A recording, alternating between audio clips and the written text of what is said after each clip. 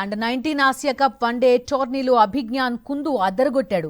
125 బంతుల్లో 17 ఫోర్లు 9 సిక్స్లు కొట్టి డబుల్ సెంచరీతో నాటౌట్గా నిలిచాడు. దీంతో భారత జట్టు హ్యాట్రిక్ విజయం నమోదు చేసుకుంది. గ్రూప్ ఏలో భాగంగా తమ ఆఖరి పోరులో భారత జట్టు 315 పరుగుల తేడాతో మలేషియాని చిత్తు చేసింది.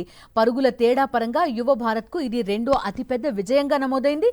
అయితే మలేషియా జట్టుకు ఐసీసీ యూత్ వన్డే హోదా లేకపోవడంతో అభిజ్ఞాన్ మెరుపులు రికార్డులకు ఎక్కలేదు. గ్రూప్ దశలో ఆడిన 3 మ్యాచ్ల్లోనూ గెలిచిన భారత జట్టు శుక్రవారం తొలి సెమీఫైనల్ ఆడనుంది.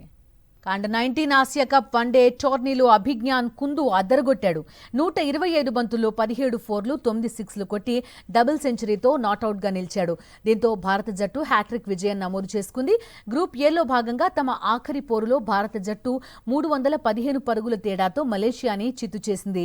పరుగుల తేడా పరంగా యువ భారత్కు ఇది రెండో అతిపెద్ద విజయంగా నమోదైంది. అయితే మలేషియా జట్టుకు ఐసీసీ యూత్ వన్డే హోదా లేకపోవడంతో అభిజ్ఞాన్ మెరుపులు రికార్డులకు ఎక్కలేదు. గ్రూప్ దశలో ఆడిన 3 మ్యాచ్ల్లోనూ గెలిచిన భారత జట్టు శుక్రవారం తొలి సెమీఫైనల్ ఆడనుంది.